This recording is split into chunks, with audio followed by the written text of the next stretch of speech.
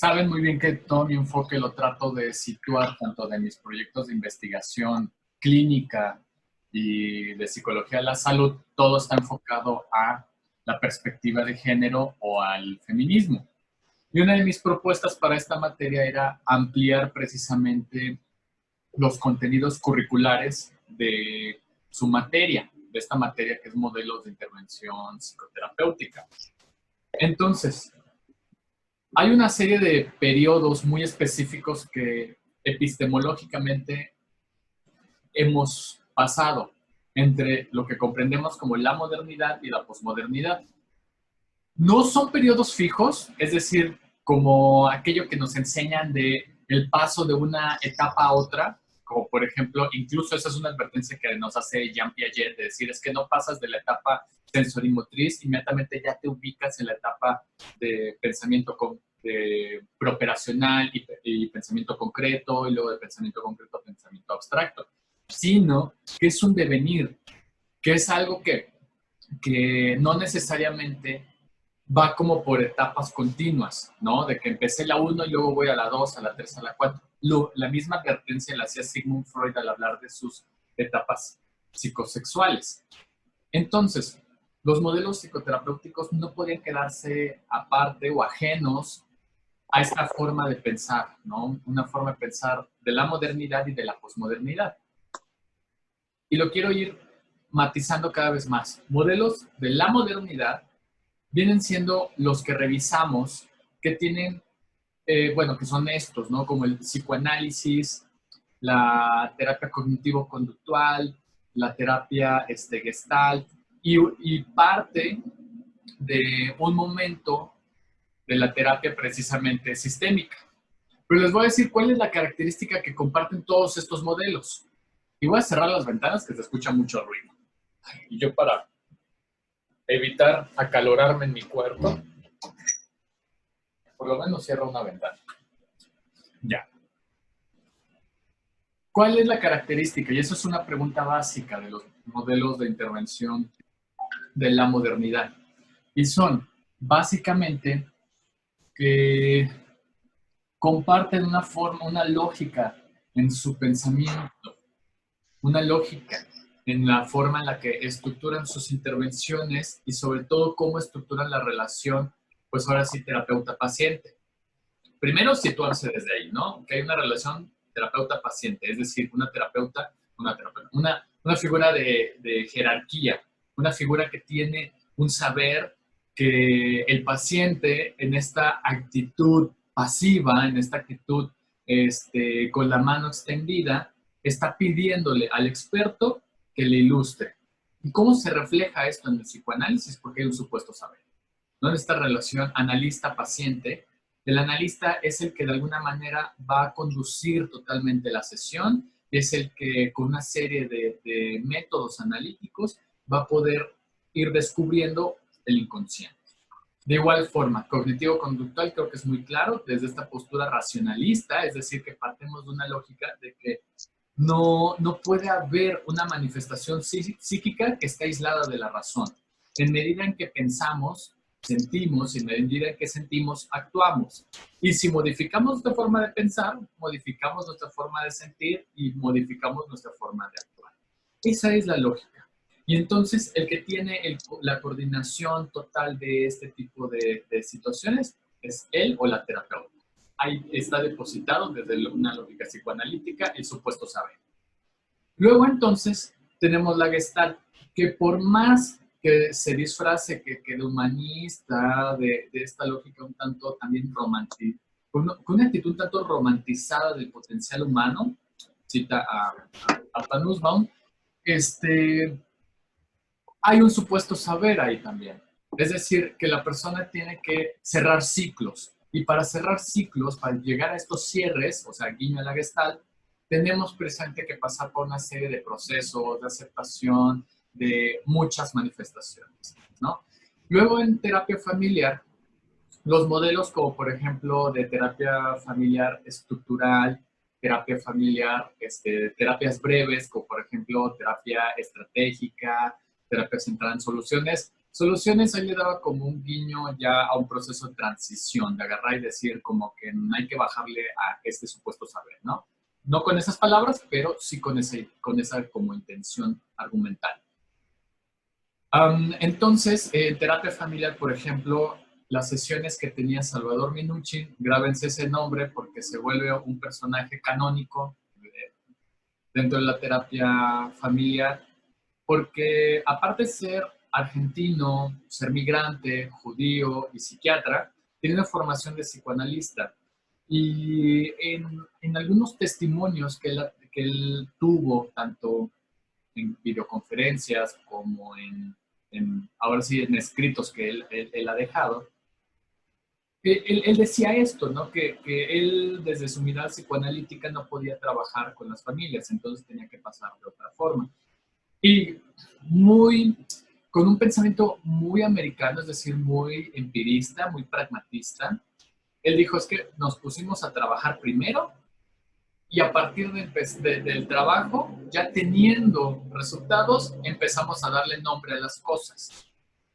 Entonces él empieza a trabajar con familias migrantes, afroamericanas, latinas, migrantes que estaban en Estados Unidos, y empieza a trabajar con una lógica, vamos a ponerlo desde una lógica de la política, es decir, del control de jerarquías, de poderes que hay dentro de un sistema social.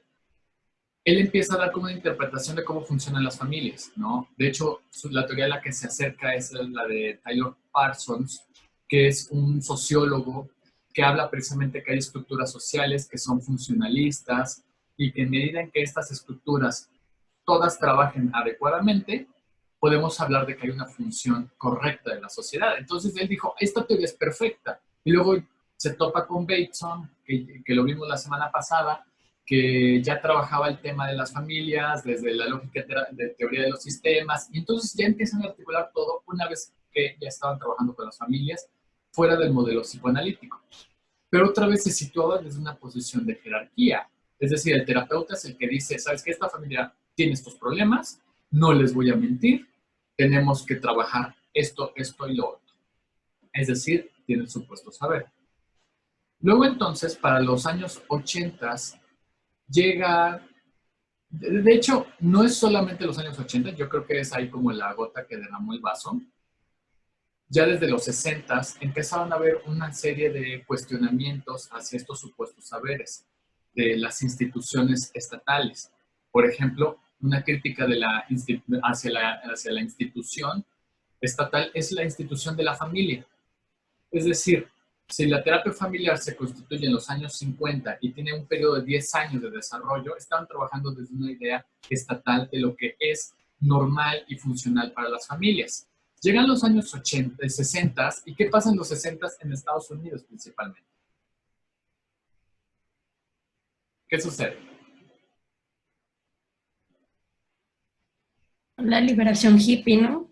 Ándale, muy bien, la liberación hippie que cuestiona totalmente la estructura de eso que el Estado estaba llamando como la familia. Es como, por ejemplo, aquí en México, que pudiéramos cuestionar estas figuras estatales que dicen lo que es salud asociado con familia. Pongo 1000 veces el ejemplo del Seguro Social. Cuando aparece el escudo del Seguro Social por primera vez en 1900, porque en 53 se firma como un pacto, creo que en el 40 y tantos se firma el pacto y en 53 se genera el Seguro Social, en el mismo año del voto femenino, aproximadamente. Pero el símbolo, ¿cuál era? Es el Estado con esta figura del águila protegiendo a una mujer madre. O sea, no una mujer sola, es una mujer que estaba amamantando. Entonces, esa es una figura de lo que el Estado protege como salud. Además, es interesante como toda esta idea, todo este simbolismo imaginario de el padre ausente, que ya lo vendría a corregir el ISSSTE cuando te pone las manitas del Estado que protege a la familia. Esos son los imaginarios potentes, ideologías sobre la familia heterosexual. Entonces, el movimiento hippie cuestiona y rompe totalmente con la idea de que el Estado suponga una verdad sobre lo que debe ser la familia sana. Y entonces es ahí donde podemos ver como este amor libre, estas relaciones poligámicas, estas familias donde toda la gente que estaba en esa comuna son los padres y las madres de los hijos sin una distinción especial. Entonces hay algo que ya empieza a cuestionarse ahí. Lástima que para los 70s, 80s, el surgimiento de la epidemia del VIH-Sida rompe totalmente con el movimiento hippie, ¿no? Y otra vez el Estado retoma como, bueno, debe de atender la pandemia, ¿no? Cosa que no querían hacer. Y de ahí que terapia familiar también no estuviera dentro de los servicios estatales a favor de los movimientos sexuales. Ojo, la cuestión de que si habían terapeutas que atendieran, sí lo habían, pero digamos la postura ahí no. La postura oficial no estaba ahí en apoyo a estas familias. Stephanie, alzaste la manita. ¿Sí? ¿O fue como un like? No, pues no sé. Bueno. Prof, perdón, dijo se llama Salvador, ¿qué el apellido? No le A entendí. Minuchin. ¿A Minuchin? A Salvador Minuchin. Minuchin, gracias. Murió hace como 3, 4 años, ¿no? No le voy a hacer más faramaya de la que ya le hicieron. O sea, fue importante, es un personaje canónico, pero hasta ahí nos podemos quedar. Pero bueno, seguimos. ¿Por qué toda esta explicación? Porque permean todos los modelos terapéuticos. Ajá. Donde hay un supuesto saber, donde la institución de la salud mental es la que coordina, corrige y da posibilidades que existan modelos terapéuticos que no solamente son intenciones de personajes muy concretos, son personajes que históricamente tuvieron un financiamiento o tuvieron un cierto privilegio para crear teoría. Entonces, la posmodernidad cuestiona totalmente esos lugares de supuesto saber. Entonces, dentro de esos movimientos está el movimiento hippie, está el movimiento LGBT o de diversidad sexual, los movimientos feministas, y de ahí surge este modelo que es el que vamos a ver que es terapia narrativa. Ojo, otra advertencia, no como tal tiene un origen pro derechos humanos, pro feminismo, porque es construido por un australiano, sí, por gente australiana, que si bien podríamos decir que son aliados, les agradecemos su actitud. Ay, bueno, les agradecemos como este apoyo que han tenido, pero que el día de hoy tienen que ser actualizados. Y los autores son precisamente David Epstein y Michael Watt. También le pongo mis reservas porque les hacen demasiada faramaya, ¿no? Yo no creo en una cuestión de como si fuese un acto de fe, sino más bien hay que reconocer su trabajo, pero actualmente hay gente muy valiosa y sobre todo feministas que retoman ese trabajo y yo prefiero denunciar a esta gente que trabaja lo actual.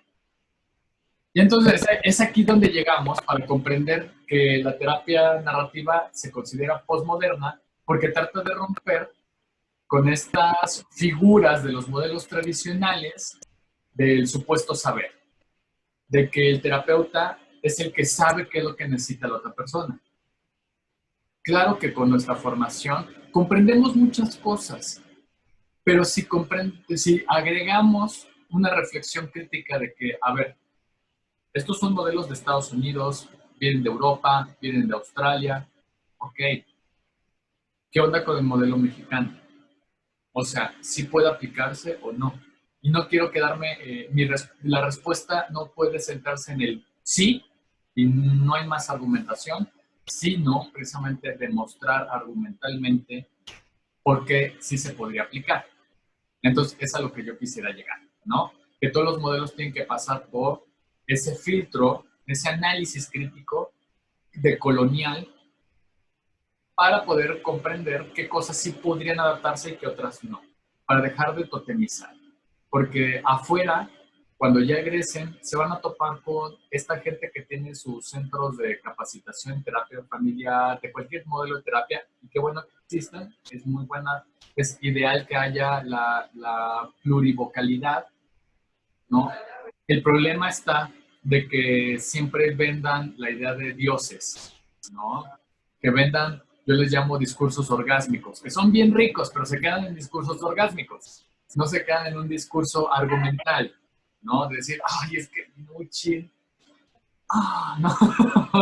O dice, Michael White, no. O sea, pareciera que te están anunciando una serie de productos sexuales. Y digo, qué rico, pero se queda ahí, ¿no? No en algo que yo pudiera articular argumentalmente desde un discurso de colonia. Pero bueno, todo este speech, para darles como el contexto de lo que vamos a ver el día de hoy, que es la terapia narrativa, en un caso en específico que yo, pues en colaboración con la consultante, porque aquí ya cambia la relación, ya no es terapeuta-paciente, sino que es terapeuta-consultante, es decir, que está en una posición lo más horizontal posible, que está consultándome algo y que yo asumo una postura de que si puedo darle respuesta a eso, se la comparto. Si no va con ella, puede descartarla. Entonces, el trabajo se llama Alias Quetzali, una habitación propia, metáforas y narrativas de resistencia. Retomo la noción o la categoría de alias por un caso que documenta en forma, pues me parece que de una forma maravillosa, está Margaret Atwood, que escribe en un texto que se llama Alias Grace, que es de un caso real, de una chica que fue una chica que se dedicaba al trabajo doméstico y que fue culpada por haber asesinado a sus empleadores. Y que todo gira en torno a ese caso, ¿no? Podría ser alias Mariana o alias Juana o alias todas nosotras, que muchas veces nos vimos envueltas en el edredón que se teje por encima y por afuera de nuestras propias expectativas, deseos y necesidades. Alias es un nombre que encubre al propio, es el nombre que le damos cuando no queremos o no podemos expresar nuestra verdadera identidad. Es una negación. Y lo pongo en recuerdo de Grace Marks, ¿no? Ahorita voy a darles más contexto de por qué el alias y por qué hablar de las metáforas, por qué hablar de me encantó esta idea de el edredón que se teje por encima de nuestras propias expectativas. Como por ejemplo, un edredón que se teje en este momento sobre nuestras propias expectativas y nuestras propias vivencias, es una cuarentena. Y de aquí vamos a construir una historia o múltiples historias, porque lo que yo estoy viviendo, mi propia experiencia como varón, cis, homosexual, no se compara con la historia que ustedes están construyendo y están habitando en este momento. Al iniciar la sesión me decían, ay no, pues es que tuvimos que ir al médico. Yo afortunadamente no he tenido que ir al médico, pero ahí se teje una expectativa, se teje una historia que tú al momento de llegar con el médico viste esto, te trataron de tal manera, ¿qué fue? ¿Qué es lo que genera? Porque también me decían, la forma de habitar la ciudad se vuelve muy diferente cuando se sabe que hay una pandemia. ¿Sí? Y cuando sales, no es la sensación de disfrute o de comodidad. Se teje una angustia, se teje un miedo y que se convierte en colectivo, donde no puedes tocar al otro. Y cuando nuestra cultura tiene una serie de dispositivos culturales, corporales, para manifestar afectos. O sea, yo a cada rato, y yo ya sé que no tengo que hacerlo, al menos no ahorita ya me puse ahí, ¿sí? ¿No? Pero saludo mucho de abrazo, ¿no? Entonces, ya el momento en que no puedes hacer eso, claro que va marcando una experiencia y una forma de habitar el mundo de una manera muy diferente. Pero entonces, ahorita vamos a ver cómo se vuelve eso algo, un acto terapéutico, ¿no?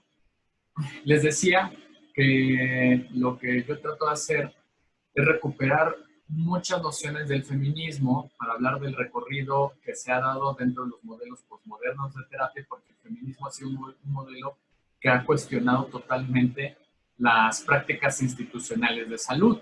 Entonces vamos a trabajar con la idea de la memoria y el archivo, es decir, tener en cuenta qué es lo que ha pasado en el pasado, ¿no? Entender cómo se han construido una serie de discursos que tratan de visibilizar las relaciones de injusticia entre hombres y mujeres. Y luego estos discursos se amplían cada vez más cuando hablamos de mujeres homosexuales, mujeres afroamericanas, mujeres homosexuales, trans, ¿no? U hombres indígenas, homosexuales, trans, que habitan en este espacio territorio y que muchas veces, bueno, sino es que en el total de los casos, al menos en México, no se mencionan en los textos de terapia, ¿no? Cuando han visto un texto mexicano que hable de la experiencia trans en el espacio terapéutico y además de experiencia trans, indígena, que vive una endomigración. Eso no está. Entonces, ¿por qué no son visibles? Y ese es el cuestionamiento que hacemos, ¿no? En primer lugar, como terapeutas, ¿no? Es decir, ¿por qué no se nombran a estas personas? Porque sus experiencias no son importantes. Entonces nos quedamos más bien que el discurso que por lo general leemos es un discurso blanco, es un discurso blanco heterosexual y de clase mediero o clase alto. Entonces vemos un gran sesgo. Entonces eso es lo que nos ayuda a comprender cómo en el allá afuera hay movimientos que han cuestionado a las instituciones. Entonces por eso estamos en el debate, en la cuestión. Y de ahí que fuera muy importante que hace unos días saliera en esta experiencia casi religiosa de comunión colectiva, que no sé si les pasa a ustedes, pero a mí sí, de que a las 7 de la noche estamos esperando ver el informe epidemiológico. Y que uno de estos informes epidemiológicos fue conducido por un grupo de mujeres especialistas con doctorado y que estuvieron hablando de la situación entre el proceso salud, enfermedad, muerte de las mujeres, principalmente de las mujeres heterosexuales blancas, pero aún así ya es un gran cambio, digamos, ese es como un movimiento de tensión que está marcando que en este edredón que se está tejiendo de la experiencia pandémica, del encierro voluntario y colectivo, pone en riesgo a ciertas personas. Entonces, por eso ahí ¿no? Empezamos a comprender que hay historias, hay temas, hay tramas que se generan en las experiencias de las personas y que nos marcan colectivamente. Entonces, ahí vemos que vamos a utilizar un glosario básico, entender qué es igualdad, qué es libertad, autonomía y voluntad, que parecía que se dibujaban en la Gestalt y guiño humanista, pero nuevamente lo humano está teñido de masculinidad. Ese es el problema que tiene incluso el discurso de los derechos humanos. Por eso han tratado de darle un cuestionamiento, un giro de 180 grados para que dejase un posicionamiento de derechos humanos teñido con principios filosóficos europeos, blancos, heterosexuales, y que reconociera la interseccionalidad, ¿no? Que básicamente es esto que les estoy diciendo. Entonces, por eso nuestro glosario básico, digamos, de principios éticos, porque aquí la ética toma un papel importante. En los otros modelos parecía que el simple hecho de ser ya un modelo terapéutico, sus intervenciones todas, absolutamente todas, tienen un principio ético, que viene siendo el no maleficencia, el no generarle un daño a la persona. Y que eso hace, por el simple hecho de tener el nombre terapéutico, ya no debía cuestionarse su método, porque ya era en pro de la persona. Acá no, acá decimos, no es suficiente suponer que todos los modelos tienen un principio ético de no maleficencia, sino entender cuáles son sus verdaderos principios al interior de cada una de sus técnicas. Por ejemplo, del psicoanálisis aún me queda muy borroso cuál es su principio ético, es decir, sí se quedaría la parte de no maleficencia, pero tiene una serie de posiciones o posturas o análisis que me cuesta mucho trabajo vislumbrarlo dentro de uno de los modelos éticos.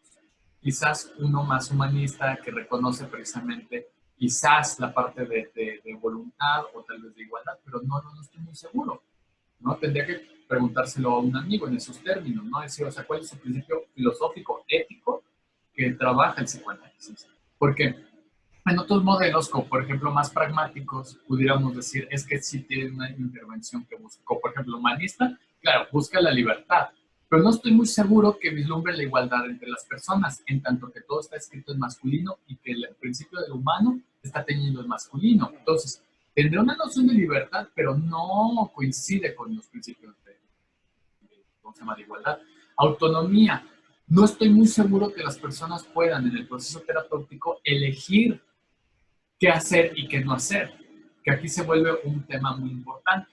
Voluntad tiene, autonomía y voluntad van de la mano. Es decir, que yo les diga, ¿quieren estudiar esto? Y les barajeo varias opciones que ustedes digan en su libertad de elegir, quiero hacer esto y quiero hacer lo otro, ¿no? Como un poquito les puse, a ver, están estos 5 casos para el reporte final. Ustedes elijan cuál quieren de estas 5 opciones que hay. Entonces, es ahí donde se está buscando que haya una igualdad de condiciones, que todos puedan elegir y que elijan de forma libre, que no se sientan cooptados a que tengan que elegir forzosamente una cosa, y está obedeciendo un principio de autonomía porque bajo su propia razón, de su actuar, de su propia norma, digan, pues como que este caso que dijo Fausto, como que este va más conmigo, y entonces ahí viene su voluntad, actuar bajo su propio querer. Por eso es interesante cómo hacemos las cosas, porque ahí se ve nuestro principio ético. Por eso yo tal vez soy como muy posmoderno y por eso a veces choco con algunas normas institucionales, porque digo, es que no deberían de ser así o no deberían de ser así, y tal vez estaríamos mejor si no existieran, ¿no? Y eso ya es como un principio de Sally Haslam, una filósofa. Les decía, ¿no? Y ahí un texto, no alcanzamos a leerlo, se llama Mecanismos Psíquicos del Poder, de Judith Butler, ¿no? Es buenísimo ese libro porque nos está diciendo un poco en este guiño con el psicoanálisis y el feminismo, cómo es la interiorización de, pues ahora sí, de la sujeción. Cómo de alguna manera aceptamos estar sometidos. ¿De qué? O sea, creo que el hecho que nos estemos viendo en pantalla y no estemos en un aula o no estemos en un jardín es de que interiorizamos una sujeción. Estamos sujetadas a lo que dice el Estado. Y el Estado nos está diciendo, porfa, quédense en casa. Y obedecimos, ¿no? Porque fue validada por otra institución, la educativa.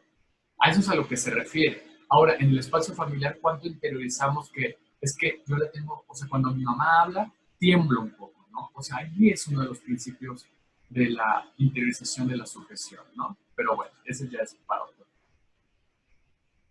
¿Vamos bien hasta acá? Sí, sí, sí. O muevan su cabecita, pongan la cámara y nada más hagan eso. Ok. ¿Sí? Bueno, ya yo lo tomo. Sí, profesor. Gracias, Miriam. Sí, profesor. Ahora, les decía, ha habido un recorrido interesante dentro de terapia familiar y es ahí donde yo he estado trabajando con una académica de la Universidad de Georgia, María Bermúdez, con quien estamos generando como una serie de investigaciones desde posturas feministas, posturas multiculturales, para poder actualizar lo que está pasando acá en México, ¿no? Y no digo que, o sea, que yo sea la autoridad para poner eso, no, sino que como en esta parte de aportar algo al campo, ¿no? Porque si ustedes ven, es mucho refrito. Y creo que lo que pasa usualmente en terapia familiar es lo que le está pasando al cine mexicano. Creo que es un reflejo interesante de muchas cosas de lo que pasa en el cine mexicano. Las últimas películas han sido una porquería porque han tratado de simplemente reutilizar una película que ya existía y pasarla a lo mexicano. La de Tres Idiotas es una película de Bollywood, de la India, que es buenísima, pero pasando a México, una porquería. Luego vemos esta película que se llamó en inglés, bueno, la traducción al español como, híjole, donde sale esta, no me acuerdo del nombre, se me fue, es esta chava que pierde la memoria y todos los días tiene que recordarle que la quiere. Bueno, la pasaron a lo mexicano, porquería.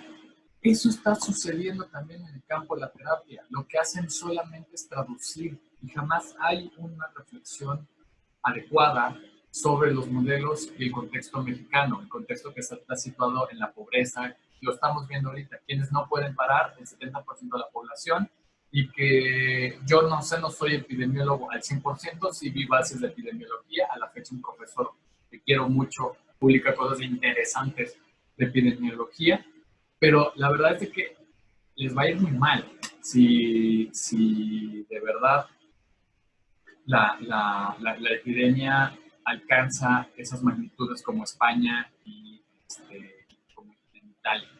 Aunque luego hay otra teoría que están diciendo que tiene que ver también con la zona geográfica y que nosotros nos salvamos que porque estamos en el centro y si nos cae más calor.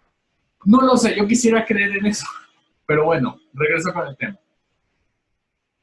Lo que pasa aquí es de que se está buscando tener una reescritura diferente a cómo se hace la terapia, cómo se mira. Les dije que los elementos básicos, si es la construcción de los modelos básicos para una terapia, y lo vimos en la primera unidad, que tiene que ver con cómo armamos una entrevista. La entrevista está situada en la relación o terapeuta-paciente, terapeuta-consultante, y evidentemente está conducido por un modelo. Si mi modelo me dice, dude, tú tienes el poder para preguntar esto, me está diciendo, es una ética funcionalista con una posición de jerarquía. Pero si acá te está diciendo, ten el respeto hacia la cultura personal de la persona, reconociendo el acceso a la justicia social, es un modelo más postmoderno. Y ahorita lo vamos a ver, ¿no? Entonces, estas ideas se permean en el campo y empezaron a haber escritos que desafiaban precisamente a Salvador Minuchin. Le fue muy mal en las críticas, o sea, se lo vapulearon con unos buenos bastones, o sea, les dieron unos buenos palos feministas, le dieron durísimo, y de hecho ya hasta el final como de sus días, sacó un libro, bueno, sacó varios, donde incluso como que se arrepiente un poco, y miren, a uno de estos, ay, no lo encuentro. Ah, ya lo.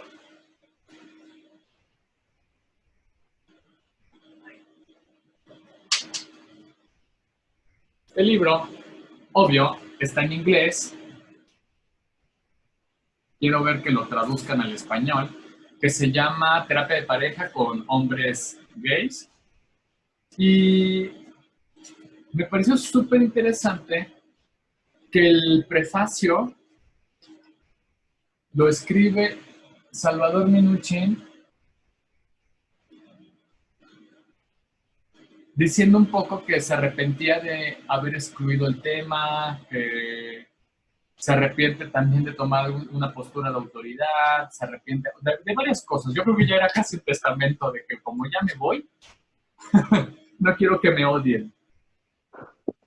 Pero este tipo de cosas se vuelven como muy interesantes porque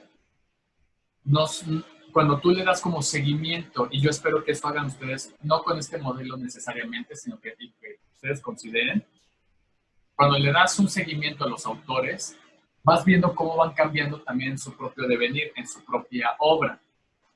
Y Minuchin fue uno de estos que también aceptaba en qué momento se equivocaba, ¿no? Otra vez, no lo voy a halagar, era su responsabilidad, ¿no? Es como ahora aplaudirle a los papás que se hacen responsables de sus hijos, ¿verdad? Entonces, básicamente, y esto sí les voy a poner un poco en el examen, tiene que ver con que, bueno, estos modelos, primero, dan atención a las diferencias de poder, ¿no?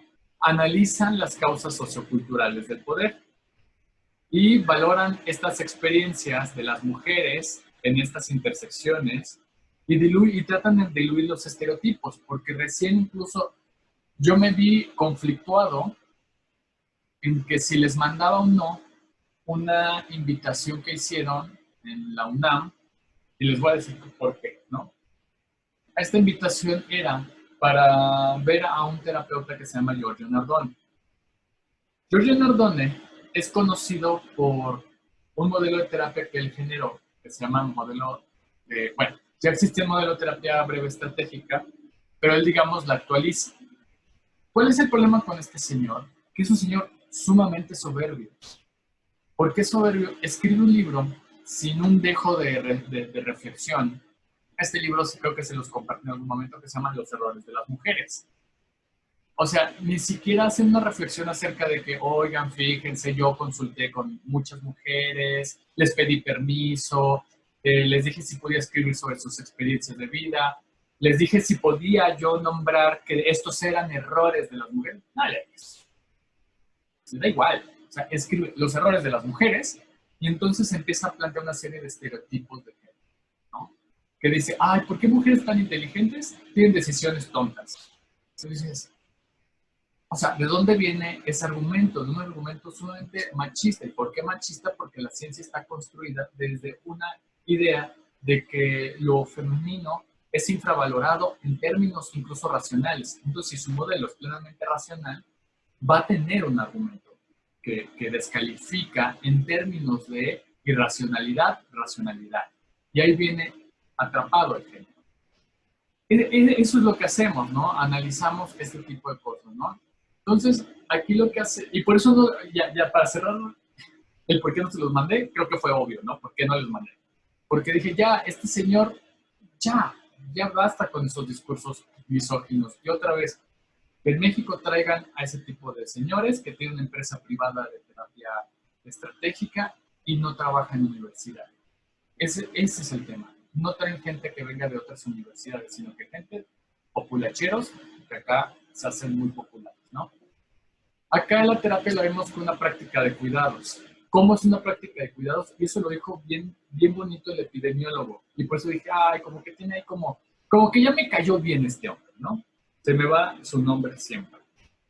Una práctica de cuidados es buscar cuidar la vida de las demás personas, lo que te sitúa en algo mucho más, digamos,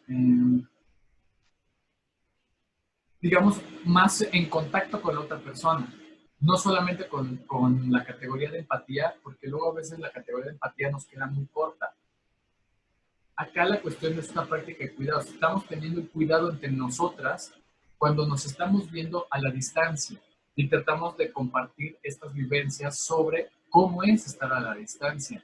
Uno de ustedes me dijo, yo ya estoy bien harta, ¿no? Claro, y es muy válido que tengas esa experiencia. Es muy comprensible. Entonces hay que cuidarnos para no caer en las paranoias que les decía en la mañana, ¿no? Que yo decía, ay, no. O sea, si yo no estoy dando clase, siento de que, ya, tengo palpitaciones. Pero no tengo moquillo. Oh, Dios, pero se murió una chamaca de 16 años sin moquillo, sin nada, y parece que fue coronavirus. Claro, o sea, cuando entras en contacto con otras personas es cuando de alguna manera los cuidados se hacen presentes, cuando hay la escucha responsable, hay la escucha empática, cuando no hay un juicio hacia tu persona, hacia tu propia vivencia. A eso se refiere, ¿no? Entonces el terapeuta, él o la terapeuta cambia de una figura de identidad de control a ser un mentor o mentora. Esa figura es muy de Marcela Lagarde. En esta práctica de cuidados es indispensable reconocer la posibilidad de ser una práctica coercitiva de cuidados. Ojo con eso, tal vez de responsabilizar a alguien, de cuidar más a otros y quitarles la responsabilidad a otros de sus propios cuidados. Como por ejemplo, que tal vez en terapia, y eso ha pasado mucho en terapia familiar, salga esta parte de que la mamá cuida a los niños y jamás se pregunta sobre qué pedo con el papá, qué tanto cuida también a sus propios hijos. Entonces, eso es importante. O reconocer la práctica de cuidados de los hombres hacia sus hijos. Y ahí me pareció súper interesante, estoy consultando a un chico que la verdad me ha conmovido. Me ha conmovido mucho porque es un chavo que le brota el cariño hacia su hijo. Se tuvo que separar de su esposa porque fue muy honesto. Dijo, es que la verdad, pues ya no hay amor aquí, ya no nos llevamos. Y lo mejor para los dos es estar separados. Pero tengo mucho miedo de hacerle un daño a mi hijo. Pero lo dice de una forma legítima, genuina, con mucho cariño, mucho amor. Y por eso digo, wow, o sea, tampoco es de aplaudirle, es su responsabilidad, pero debo de reconocer que no es tan sencillo encontrar a alguien con estas características, porque por lo general, y por eso hay esta ley que se acaba de generar, de que a los padres deudores no se responsabilizan de sus hijos, se les va a multar y no me acuerdo qué tanto se les va a hacer. A eso es a lo que se refiere, ¿no? Entonces la ética feminista es una crítica al intervencionismo. ¿Por qué es esto? Los modelos anteriores vimos una serie de intervenciones, a excepción del psicoanálisis, otra vez repito para que nos quede súper claro, que no es una serie de intervenciones, es una serie de análisis. Aún así, hay una práctica, si bien no directa con el cuerpo, sí hay una manifestación sobre la subjetividad de la persona. Entonces, la crítica al intervencionismo es de que tal vez le surja en este momento, ay Fausto, ya quiero saber de qué trata el modelo. Ah, off. Primero hay que comprender como toda una serie de cosas antes de meterle mano a las personas, ¿no? Busca poner en las intervenciones la noción política de igualdad, ¿no? Y ya llegamos a terapia narrativa. Necesitaba dar como todo este contexto para que se entienda un modelo posmoderno, cuáles son como los principios. Y aquí voy a retomar precisamente a mi amiga y mentora María Bermúdez para poder trabajar esta idea de la terapia narrativa. Primero hay que entender varios puntos, ¿no? Antes de llegar ahí. Terapia narrativa. Entonces, quiero partir de un ensayo de una escritora, politóloga, feminista, que es Susan Sontag, que escribe este ensayo que se llama La enfermedad y sus metáforas, el SIDA y sus metáforas, donde ella parte de lo siguiente y va a ser un elemento esencial para comprender la terapia narrativa. Y este ensayo antropológico que ella hace es investigar sobre qué carga emocional le hemos puesto a las enfermedades. No significa que estas no existan, pero sí existe una serie de, digamos, una postura personal que le damos hacia las enfermedades. Es decir, no es igual que alguien tenga cáncer a alguien que tenga SIDA en términos de relaciones sociales. Por ejemplo, en cáncer hay todas estas políticas de que hay, donde construyen un imaginario del cuerpo de la persona que vive cáncer como alguien que tiene que luchar, tiene que derrotar eso, que le dio sin que fuera su intención, que no hay una voluntad de control sobre lo que pasaba. Ajá. Alguien le da VIH-Sida y hay una sensación de es su culpa. Se lo buscó, no se cuidó, intencionalmente se infectó. Entonces, eso es a lo que va a hablar. Nosotros tenemos una enfermedad, un virus, una bacteria, que la sociedad arma un escándalo y se construye a través de estas narrativas un tabú. Y entonces la persona que ha sido señalada con esa enfermedad se construye socialmente a través de las metáforas. Y creo que ahorita estamos viendo un proceso de metaforización de una enfermedad. Insisto en estos como ejemplos actuales, ¿no? No sé si les ha pasado que tuvieron que salir y alguien tose. Entonces lo primero que yo veo es, ¡ay, se tapó! O sea, quiero ver si se tapó, ¿no? Lo primero que hago es revisar si, porque desgraciadamente en mi experiencia, ahí les estoy diciendo lo que yo he trazado, me ha tocado ver varones cis heterosexuales.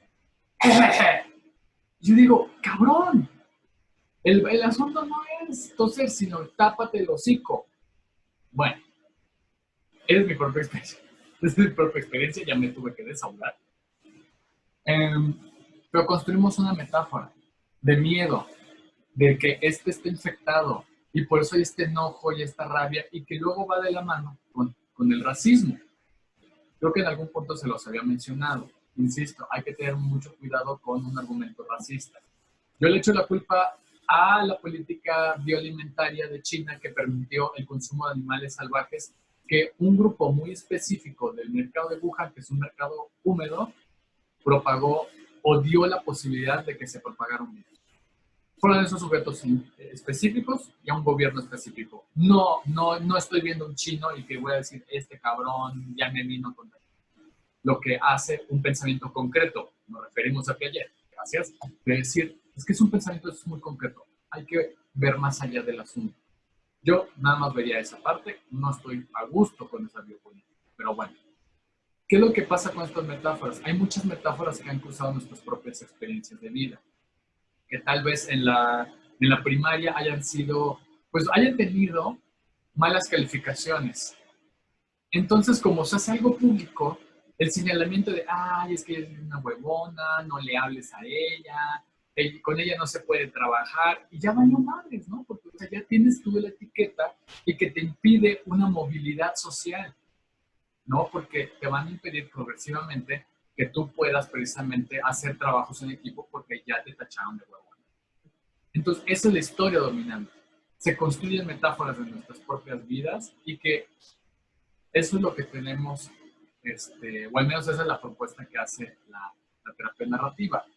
Entonces, el núcleo básico es la historia. Estamos hechos y hechas de historias. Estas historias que escuchamos están construidas por temas y tramas. Un tema es el eje central de la historia y el trama son los personajes que aparecen en esta historia, ¿no? ¿Preguntas hasta acá? ¿Todo bien? A Sí. ver, pero ¿puede repetir lo último que dijo? Ay, es que me confundí. Dale, a ver. ¿Tú qué sí entendiste? No, o sea, entrando a lo que acabamos de tocar. ¿Cómo dijo? La historia es que ahí fue donde no me perdí. Que estamos hechas de historias. Ajá, sí, sí. Estas historias que escuchamos están construidas por temas y tramas. Ajá, El tema exacto. es el eje central de la historia. Ajá. Ahorita vamos a ver un ejemplo, no te preocupes. De hecho, Ok. el ejercicio de que ustedes entreguen los expedientes en bajo mi gato. El hecho de que ustedes trabajen con expedientes, cada sesión tiene una historia que está dividida en un tema y evidentemente se desarrolla en una trama, porque cuando le preguntas a la persona, ¿cómo te fue en la semana? Ahí viene, ¿qué historia traes ahora? Y el tema, ay, fíjate que me peleé con mi mamá. Conflicto en la relación madre-hija o madre-hijo. Trama, es que yo llegué de la escuela y ella me dijo, yo venía de ver a mis amigos. Entonces aparece todo el entramado. A eso es a lo que se refiere. ¿Va? Ok. Ahorita vamos a ver un ejemplo, no te preocupes. Y de hecho se los voy a poner también en el examen, para que identifiquen cuál es el tema y cuál es la trama. Porque ese es un ejercicio básico, continuo, en todo este proceso terapéutico. ¿Va? Ok, gracias. No hay de qué. Entonces, una de las intervenciones básicas en terapia narrativa es algo que le llamamos externalización. Es decir, la terapia narrativa asume que los problemas están separados de las personas. Es decir, si yo tengo una bronca ahorita con... Déjenme lo conceptualizo, ¿no? ¿Cómo decirlo? Es que estoy tratando de visualizar algo. A ver. Es que, para que quede más claro de que el problema y las personas. Ya sé. Ahorita con lo que ha pasado otra vez. Ejemplo, coronavirus, porque es lo que tenemos infectado hasta nuestros oídos y nuestras mentes. Yo tengo realmente un problema con eso, ese tema, ¿no? Pero no tengo un problema con los chinos. Hay que diferenciar que si se dio ahí, es muy diferente a los chinos. O a ser chino, o a vivirse chino. Ajá. Estoy muy molesto que un grupo muy específico haya propagado eso por una lógica que tienen de matar a los animales, de un maltrato sistemático, continuo de estos animales. Ajá. Pero yo no tengo un problema específicamente con los chinos. Lo que separo yo ahí es la parte de la biopolítica. ¿Qué es eso? Alguien les dijo, lo pueden hacer. Y un grupo muy chiquitito agarró y dijo, ah, qué bueno, entonces lo hacemos. Cuando externalizamos, tratamos de separar el problema de las personas. Ese problema que se dio no es un problema de las personas chinas, sino que es un problema muy específico. Pero hay ahí para desentrañar las raíces del racismo, ¿no? Entonces, luego podemos dimensionar lo que yo no tengo ningún problema con las personas que por su trabajo fueron a los lugares donde estaban mayores contagios, llegan acá a México y se desata la pandemia. Porque de hecho, me ha gustado mucho la actitud que tiene este señor, el epidemiólogo, porque tiene una actitud de hay que evitar las acusaciones, la quema de brujas, como lo que pasó en Perú, de que quemaron 200 murciélagos. Y yo digo, ahí no separaron el asunto de que el problema no está en el murciélago, el problema está en la gente que se lo come. Es una gente muy específica y además no pasó por ahí. Pasó por el pangolín y luego la gente que se comió el pangolín. Punto. Pero, ojo, no lo estaban haciendo con una mala intención. Pongo mucho este tema para evitar reacciones racistas, porque el racismo creo que viene siendo un tema que pudiéramos explorar en la parte de hay que externalizar nuestras reacciones racistas. Nosotros como tal hay que quitar el problema, hay que quitar eso, hay que separarlo, ¿no? De que estamos molestos de que se haya propagado, sí, pero no tiene que ver con un tema de las personas chinas. No sé si me doy a entender o voy bajando más los ejemplos. O sea, sí, sí está claro, profe, pero bueno, le comento rápido así, paréntesis. En el metro acaba de pasar, se subió un grupo de extranjeros y y la gente se les queda viendo así muy, muy feo. Cuando se bajan en la siguiente estación, se para una señora con un Kleenex y empieza a limpiar los tubos y le dice, Claro, dice, claro, claro, claro. hay que prevenir. Y le dice la otra, pues sí, aunque traigan los ojos así como de chinitos, mejor hay que prevenir. O sea, prof, ¿qué onda con eso? Claro, porque ahí nos separaron el asunto de que el ser extranjero no es ser infectocontagioso. Creo que ahí, y creo que cuando tú haces ese análisis dices, a ver, no, no está por ahí el asunto. O sea, el ver un extranjero no hace que él sea infectocontagioso. Ajá. Y además, si se contagiaron, no es su culpa. A ver, ¿quién anda por la vida diciendo, digamos, ahí de, ay, me quiero contagiar? O sea, que en el razonamiento lo tenga aquí.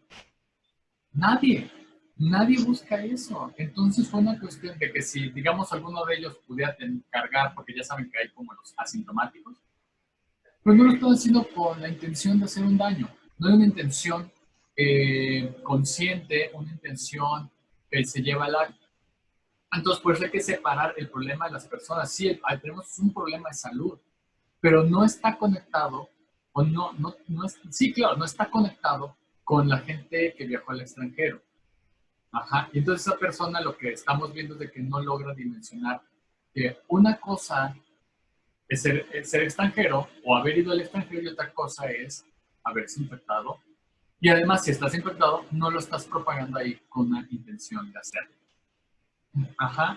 Entonces, lo que haces, ¿sabes qué? Tenemos que separar, tenemos que hacer un proceso de externalizar las cosas, ¿no? Tú no eres el problema. Que toda tu vida te hayan dicho, ay, Blanca, es que no eres una buena madre, porque tú, una buena madre es la que le dedica totalmente el 100% a sus hijos y tú que estás estudiando una carrera, eres una mala madre. Entonces, digamos que te construyes tu identidad de que, ¿sabes qué? Estudiando me siento culpable. Me siento culpable porque creo que no soy una buena madre. Entonces decimos, hay que hacer un ejercicio de externalizar. Separar que una cosa es ser madre y otra cosa es el haber decidido estudiar, ¿no? Hay que externalizar las cosas y ver en qué momento esto te afecta. Como por ejemplo acá decimos, esa idea está aquí, en esta taza, ¿no? ¿En qué momento yo puedo separarme de esta taza? De que digo, ay no, aquí está presente, la quiero poner acá. O se la quiero dar, que la tenga mi gato. Toma, Tori, toma la taza. ¿No? Cárgale un momento y yo te puedo decir, como recurso, separo la taza. O sea, para que no me afecte. Y ahí empiezo a generar una serie de recursos con la externalización. Y que es un proceso muy metafórico también. Oye, ¿de qué manera pudieras alejar esta idea? ¿Qué pudieras hacer para protegerte de esta idea? ¿Qué jaula donde podrías atrapar esta idea? ¿No? A eso es a lo que se refiere. ¿Por qué? Porque en la terapia narrativa se pretende escribir historias con mayores grados de libertad. Porque esa idea de ser una mala madre te va a perseguir mucho tiempo. Y es un poco lo que también he estado trabajando con este chico que se separa de su esposa y él trae el discurso agobiador y acusante de que es un mal padre, que abandonó a su hijo. Entonces tenemos que separar eso. O sea, tú te fuiste de ahí porque no era sano. ¿De qué manera? O sea, si esta idea de ser un mal padre tuviese una forma animal o tuviese un objeto, ¿qué sería? Entonces, por eso ya aparecen como los tres momentos, ¿no? El problema que ha sido construido socialmente, hay que deconstruirlo y reconstruirlo, de tal manera que esa situación no te agobie, ¿no? Y ahí vemos la parte de las soluciones. ¿Se entiende hasta acá? Sí. Y a eso se le llama deconstruir el problema, que es buscar historias alternas con mayores grados de libertad y que disuelvan los roles de género. Porque uno de los roles que se te impusieron a ti, tal vez como... Y ya lo estoy suponiendo como algo que, como un hecho que te haya pasado a ti, Blanca. No. Pero es un modelo hipotético. Entonces, de construir un problema busca estas historias alternas con mayores grados de libertad y que disuelvan estos roles, ¿no? Entonces, por eso, ese papel que está totalmente arrugado, bueno, pues, ¿cómo lo hacemos para que se transforme pues ahí como aparece un pajarito, ¿no? Decir, bueno, ¿cómo puedo yo jugar también con esta situación? Y una de las preguntas básicas ahí en el libro, ¿les compartió ustedes este libro, el de terapia sistémica multicultural, en esta materia de modelos? No. Se los voy a compartir. Sí, gracias. Porque una de las metáforas para deconstruir, utilizo mucho el libro de esta Virginia Woolf, de Una habitación propia, donde parto como una serie de preguntas, ¿no? ¿Cómo sería tu habitación propia? ¿Qué muebles tendría? ¿Qué colores tendría? ¿Cada cuándo la visitarías? ¿Qué emociones te cuidaría? ¿A quién invitarías? Como un espacio de resistencia. De hecho, ahorita nuestras casas son espacios de resistencia ante lo que está ocurriendo allá afuera. Entonces tenemos que estar pensando de qué manera podemos resistir ante el bombardeo del caos, de saber que hay un virus que no podemos ver. Yo lo metaforizo mucho como lo ocurrido en Chernobyl, ¿no? Con la explosión del reactor número 4 que pasó en los años 80, que no sabían a lo que estaban enfrentando. Era algo invisible. Había gente que claro que es responsable de eso, pero no me voy a quedar solamente ahí, sino que era algo que no podías ver. Y claro que era un pánico porque tenían que hacer pues todos estos cercos, si bien no son cercos epidemiológicos, pero sí eran de salud, porque la radiación mató a mucha gente. Entonces, lo dimensiono así, digo, pues tenemos que resistir a esto, ¿no? Y me gustó mucho que en Facebook alguien escribió, y ahorita para darte la palabra, y creo que ya también lo metaforizo así como una parte de resistencia colectiva, que decía, vamos a ser la generación que sobrevivió al H1N1, a un terremoto y ahora el coronavirus. Y dije, ok, eso es espíritu, gente. Blanca. Nada, prof. No, no quiero decir nada. Ah, es que escuché un murmullo. Es que estornudé. Ah, Perdón. salud. Sí. Ok. ¿Qué podrías hacer para tener más espacios propios?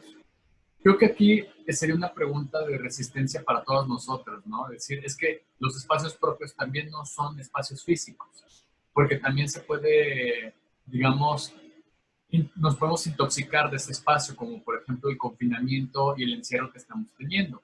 Para mí creo que un espacio propio que me agrada son las clases, porque también me despejan bastante y me hacen sentir que salirme de esa introspección a la cual estoy sometido desde hace 2 semanas, ¿no? De esa introspección de, checa, temperatura, estoy algo caliente, no, pero allá afuera también hay mucho calor, ¿no? Luego, ahorita, hace frío, estoy sintiendo calor, dude, tienes un suéter encima. Entonces, este tipo de intervenciones terapéuticas lo que buscan es esto que les digo, ¿no? Mayores grados de libertad. Buscar que las personas desarrollen sus capacidades a través precisamente de intervenciones colectivas y políticas. Porque si no, yo me quedaría con un discurso de, pues entonces quédate con el humanista. Pero el humanista de verdad tiene muchos tintes de masculinismo. Y eso no estoy como muy a favor de eso. Y además de muy heterosexista. Entonces, ahí les decía, la habitación propia. Y es interesantísimo este texto de Virginia Woolf porque distingue tres cosas, ¿no? Las diferencias sustanciales que existen a la hora de la educación entre hombres y las mujeres, la opinión universal de los hombres que escriben a las mujeres, y las mujeres nunca tienen tiempo para concentrarse sin ser interrumpidas. Estas tres son sus nociones que yo tengo acá en la cabeza también en el momento que hago alguna entrevista con una mujer. Les comenté el caso, no sé si para ustedes, es que también en estos debrayes de libertad para mí ya pierdo noción de quién les estoy hablando. Y les comentaba que en un caso que vi, una familia decían que la mamá dejó que, bueno, accidentalmente se les pierde la gatita, ¿no? Y bueno, yo amante de los gatos y que los cuido así, entonces a mí me movió totalmente eso, ¿no? No solamente que se haya tenido ese accidente, sino ya la actitud que tuvo después la mamá. Ella dijo, se expresó así de, pues qué bueno que se perdió ya, menos estrés para mí. Y yo así de que, no, para mí así como, no, realmente me sentí herido, me sentí muy mal. Déjenme, ahora cierro la ventana porque la basura ya llegó. ¡Qué escándalo! Acá también, profe, por eso, mira, mejor pongo o cierro el micrófono para que no escuchen el grito de la basura. Como hablas de que yo estoy dando clase y luego me tamales, y luego deja el de, o sea, todos al mismo tiempo. Dije, wow. Total. Bueno, entonces, antes de acusar a esta mujer de, cuidan mal, no cuidan a los animalitos, porque sí, la verdad sí me sentí muy herido, porque le pasa algo a mis gatos y yo me muero, así me siento, no sé ni qué me da. Entonces, antes de entrar en eso, hacer un poco de despeje para no acusarla, porque otra vez, ella no es esa afirmación de odio hacia el animalito. Ajá. O sea, ella no es ese problema. Ella no es eso. Ella es mucho más compleja que eso. Entonces, al momento de ver de que la familia, ella es una madre soltera de 3 hijos, 2 que están entrando en la adolescencia, que la desafían continuamente y que ella está estudiando aparte una maestría, o sea, tiene jornadas de trabajo abismales, enormes. Entonces, ahí uno tiene que preguntarse de una forma diferente, ¿no? O sea, ¿qué es lo que ha pasado con esta mujer como para que digamos, entre esta actitud? Y cuando ya veo como todo este panorama, pues como que ya entiendo, bueno, que ella no lo hace por odio al animalito. Ella lo expresó así porque estaba fatigada. Está hasta la madre de todo lo que tiene que hacer. Y pues ni modo, le surgió, no es de que ella le deseara mal al animalito, ¿no? Lo que sí le dije es de que ojo con una actitud que pudiera convertirse en que en esta familia valen más aquellos que puedan defenderse por sí mismos. Como este animalito no se puede defender por sí mismo, pues vio la ventana abierta y se salió. Es algo que va a pasar con los animales. Por eso yo tengo que andar cuidando acá las ventanas de que no se salgan mis gatos, luego ya me sorprenden y yo digo, no lo hagan. Bueno, pero es porque también gozo de un privilegio, yo no tengo hijos. No estoy al pendiente de que si estos dos están matando mientras la ventana está abierta y por ahí se va el gato. Resulta que el gato regresó. Y dije, cuídenla mucho. Pero bueno, a lo que voy es de que en estas construcciones metafóricas, una herramienta útil han sido precisamente las metáforas y que seguían en estos 3 puntos, porque lo contrario si yo me quedo con, ella maltratadora de animales, me quedo con esto que dice y advierte Virginia Woolf, la opinión universal de los hombres que describen a las mujeres, ¿no? O sea, yo estaría describiendo a esta mujer sin comprender las jornadas de trabajo a las cuales ella está expuesta y de las cuales yo desconozco porque estoy en esa ceguera, ¿no? Ese es el proceso, digamos, incluso de formación terapéutica. Siempre hacemos este tipo de ejercicios. Se le llama imaginación política, de estar suponiendo, y sabes que, güey, tú no tienes ese privilegio, pues. O sea, tú tienes ese privilegio de no tener que andar cuidando hijos. Cuidas gatos, pero no es igual, ¿no? Porque sí puedes de alguna manera dimensionar dónde está uno, dónde está el otro. Uno está acá dormido, el otro ya se durmió aquí enfrente del monitor. Entonces, no es igual que cuidar a un hijo adolescente que le está reclamando continuamente y bla, bla, bla, ¿no? Entonces, externalizar la intimidad y las zonas de confort también. O sea, dice Marta Lamas, me gustó mucho esa frase, ¿no? Que dice, un espacio propio para las impropias, o para quienes se sienten que son impropios, ¿no? Por incluso cuando preguntas, pregúntale a cualquier mujer si a la hora de comer ella puede elegir, digamos, si están viendo la tele, que si sea el caso, si ella puede elegir el programa de televisión que se va a ver en la comida. Ajá. Y si ella elige, ¿le permiten verlo? O la andan interrumpiendo continuamente, sírveme, falta esto, falta lo otro. A eso es a lo que se refiere, ¿no? Y hacernos responsables también de nuestros propios cuidados. Es aquí donde entra esta responsabilidad colectiva que estamos teniendo entre todas sobre cuidarnos, de que estamos, sí, estamos en este confinamiento, pero es también para, en medida en que yo, profesor, me cuido, las estoy cuidando también a ustedes, ¿no? Una de las herramientas básicas para este modelo, no sé si ya lo conozcan, este libro que se llama Cuentos de Buenas Noches para Niñas Rebeldes, ¿no? Se los puedo pasar también en el WhatsApp para que lo tengan. Y cuando les toque hacer algún ejercicio terapéutico lo puedan utilizar. También hay de niños, y está buenísimo, porque niños se llama el libro Cuentos de niños que se atreven a hacer las cosas diferentes, y trata de historias de niños que hacen, pues ahora sí que logran sus objetivos sin el monopolio de la violencia. ¿Y también está en PDF? Ay, lo quiero volver a PDF porque no lo he encontrado. No, ay, estaría bueno para regalarlo. Pero como es mucho, pues como está grandote, me cuesta trabajo. Y como no atendía a tantos hombres, entonces se vuelve como Ok. atiendo a más mujeres, entonces por eso trabajo mucho eso. Entonces, ¿se acuerdan que les dije que estamos construidos y construidas por historias, por narrativas de vida? No va a ser igual que yo les cuente mi historia de vida a que Ceci nos cuente la suya, a que Stephanie nos cuente la suya, a que Miguel. Van a haber cosas, eso sí, que puedan coincidir entre mi historia como varón con la de Rafael. Pero van a haber historias en las que tal vez se parezcan más la de Ceci, Stephanie, Miriam y Blanca. A eso es a lo que se refiere. Que hay historias que son individuales, pero también son colectivas, que son experiencias que se vive en tanto una identidad social marcada por el género. Entonces, les quiero contar un poco lo que, digamos, escribí de esta historia con esta consultante, que la apodé Quetzali, porque ese no es su nombre. Es más bien también para hacer una resistencia. Ustedes revisen las presentaciones de casos clínicos y siempre les van a venir nombres europeos, ¿no? Luisa, Felipe, Alejandro, o sea, vienen de ahí. Entonces, yo he leído muy pocos nombres, digamos, indígenas. Entonces, también era una parte como de la construcción, ¿cómo se llama? Política. Y de hecho, nada más rápido, del libro anterior, vieron que aparecía uno que se llamaba La Red Invisible.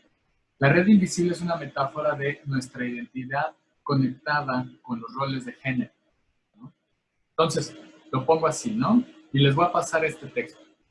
Y dice, Quetzali, de 45 años, es una mujer excepcionalmente talentosa. Su habilidad para el dibujo la condujo a estudiar diseño y comunicación visual, profesión que la ejerce hasta el día de hoy. Ella había nacido en una familia humilde y tradicional de la Ciudad de México. Su padre, Tonatiuh, de 68 años, un hombre frío y nada afectivo, continuamente le decía que le chocaba que hiciera cosas de hombre, como estudiar y trabajar en lo mismo que él, es decir, diseño. Quetzali recuerda que tuvo que tomar terapia para entender el amor de ese padre alcohólico y violento.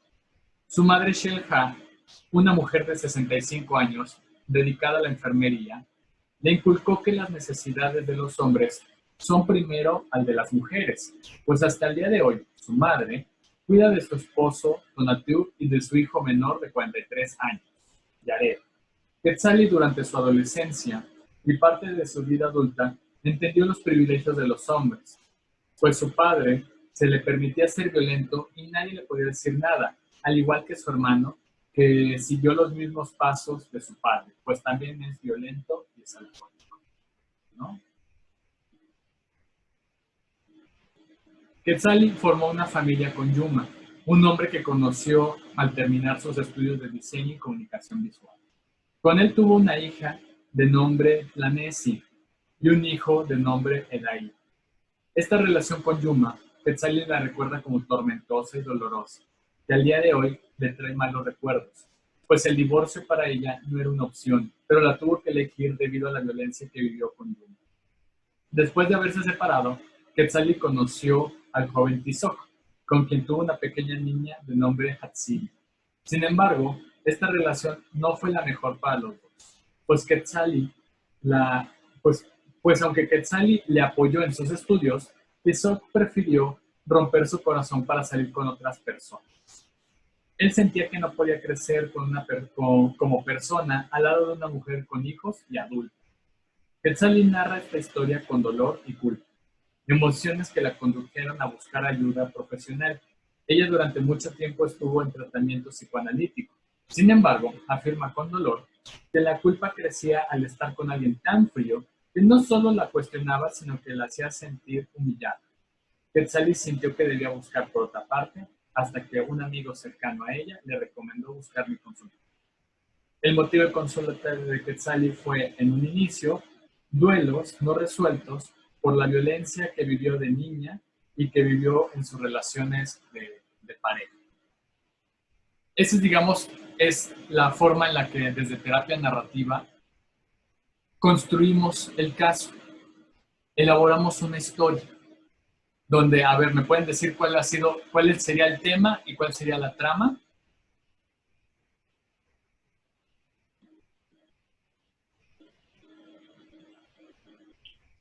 El tema sería el sentimiento que expresa Quetzalli sobre su experiencia a lo largo de su vida. Ok, más o menos por ahí. ¿Alguien tiene una idea diferente? Sí, profe, yo pienso que el tema... Bueno, ¿me escuchan? Sí. Ah, gracias. Creo que el tema es los duelos no resueltos de Quetzalli y Ok. la trama sería cómo se fue desenvolviendo la historia. Muy bien. Por lo general, el tema inicial, al menos de la sesión 1, va a ser el motivo de consulta. Ajá. Cuando en las sesiones que les he presentado, yo les pregunto, oye, ¿cómo te fue en la semana? Es ahí cuando le estoy pidiendo básicamente, dame la historia, un poquito ubicamos cuál es el tema y la trama. La trama son los personajes que aparecen, los que están ahí y que te ayudan precisamente a elaborar el familiograma, ¿no? Ese sería como el familiograma que obtuve del trabajo con Quetzalli. ¿Ok? Entonces, más o menos ahí ya lo ubicaron. Está relativamente sencillo, ¿no? Porque les voy a poner básicamente este mismo texto para que también lo parte del examen, ¿no?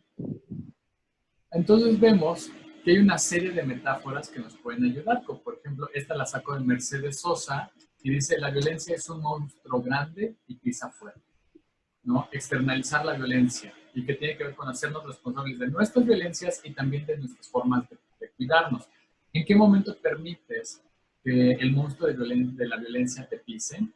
¿Qué podrías hacer para evitar que te pise? ¿Qué podrías hacer para que no pise quienes más amas? Aunque esta la estoy más conceptualizando cuando trabajo con varones que ejercen violencia, ¿no? Más allá de las mujeres, porque sería como responsabilizarlas a ellas de ser violentadas y eso nunca, ¿no? Eso nunca debe de pasar. Externalización de los monstruos de la violencia y la discriminación. Y esto es un ejercicio que hicieron en una escuela en Estados Unidos, donde les dijeron que dibujaran a los monstruos. Les dijeron lo siguiente: si el sexismo, el racismo, la homofobia, el body shaming, todas estas formas de discriminación fueran monstruos, ¿cómo serían? Entonces estos niños empezaron a dibujarlos y por eso ese es parte como del resultado, ¿no? Y que nos lleva a estrategias de resistencia. ¿Qué cosas haces para no ser estos monstruos? ¿Qué es lo que has hecho para protegerte a ti mismo y a los otros de estos monstruos? ¿Qué habilidades has puesto en práctica para hacer esto? ¿En qué otros momentos has hecho esto? ¿No? O sea, de protegerte y resistirte del monstruo. Ahí separamos el racismo, separamos de la persona estas reacciones. Como por ejemplo, esta señora que vio a estos extranjeros toser y que luego sacó su, no me acuerdo, Lysol o no sé, su desinfectante. También hay que entender, ella no es el racismo, la xenofobia. Fue una reacción. Entonces yo la entiendo, ella es mucho más compleja que esa reacción, ¿no? Yo quisiera entender que también tiene miedo, ¿no? Que ojo, también no quiero justificar otro tipo de actos de mayor grado de violencia por simplemente miedo, ¿no? Aún me faltan algunas diapositivas. Estas, si quieren, luego se las paso de las metáforas, las podemos ampliar. Solo quiero cerrar con esta parte de la externalización. ¿Se acuerdan que hicimos el ejercicio de los papelitos? Sí. El ejercicio de los papelitos también en terapia narrativa se utiliza, pero yo lo utilizo más desde esta lógica de externalizar las características de ustedes. Donde después otro ejercicio es ver cuáles son sus amigas y cuáles son sus enemigas. Entonces ella dice, esta Quetzal, en el momento que le hago este ejercicio, ella dice, es que mis enemigas son lo enojona, depresiva, distraída, y mis amigas son el ser humanista, empática, selectiva. Y dice, la que es el puente entre una y otra es creo que es abierta a aprender. Entonces aquí todo este ejercicio gira en torno a hacer una conversación con estas amigas y enemigas. Oye, ¿de qué manera el humanista te puede ayudar contra lo enojona, lo empática? Sí, creo que lo hicimos, ¿no? En el taller de sistémica.